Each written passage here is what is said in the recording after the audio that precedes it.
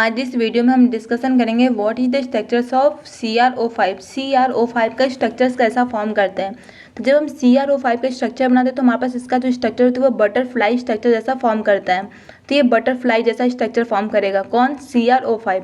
अब देखो Cr क्या होती है, एक है तो यहाँ पर एक हो जाएगा। ऑक्सीजन क्या होती है, Cr से 5 ऐड है तो 5 ऑक्सीजन बना लेते हैं तो O हो जाएगा, O। फिर यहाँ पर डबल बॉन्ड O, देखो क्रोमियम का क्या होती है +6 होता है बैलेंसी, तो यहाँ पर क्या होगा +6, मतलब हमको बॉन्ड भी क्या होगा 6 बनाना पड़ेगा। तो हमने क्या होती है 6 बॉन्ड बना लिया। अब इस बॉन्ड को ब्रेक करेंगे तो यहाँ पर -1, यहाँ पर होती है +1 हो जाएगा। इस बॉन्ड को ब्रेक करेंगे तो ये -1 ये +1 हो जाएगा।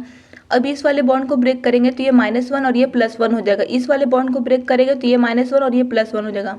अब यहाँ पर देखो 2 बॉन्ड है, जब एक बॉन्ड को ब्रेक करने पर +1 और -1 आ रहा था, यहाँ पर +1 यहाँ पर -1 आएगा, तो दूसरे बॉन्ड को ब्रेक करेंगे तो यहाँ पर +1 और -1 आएगा, और -1 क्या होगा -2 हो जाएगा, यहाँ पर होती है +2 हो जाएगा। तो अब अगर आपसे पूछा जाए ये देखो यहाँ पर क्या होती है, ये बटरफ्लाई जैसा ही फॉर्म है, ये इसका मुंडी हो गया, ये उसकी क्या होती है विंग्स हो गया। ये हमारे पास क्या होती है विंग्स हो गया, तो ये होती है बटरफ्लाई स्ट्रक्चर फॉर्म करती है। कौन करता है, CrO5 का।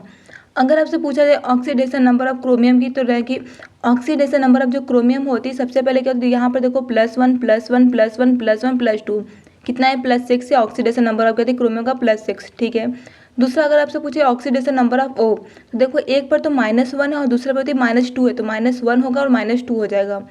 परऑक्सी लिंकेज जो बॉन्ड होती है, परऑक्सी लिंकेज मतलब ये जो होती है परऑक्साइड जो बॉन्ड होता है O के बीच, ये कितने आपको है, 2 हैं। कैसे पता, तो देखो एक तो ये वाला हो जाएगा और एक ये वाला हो जाएगा, तो हो गया ना 2 बॉन्ड। तो परऑक्सी जो बॉन्ड होती है वो होती है O और O का बीच हमारे पास होते हैं 2 बॉन्ड है। Thank you for watching this video.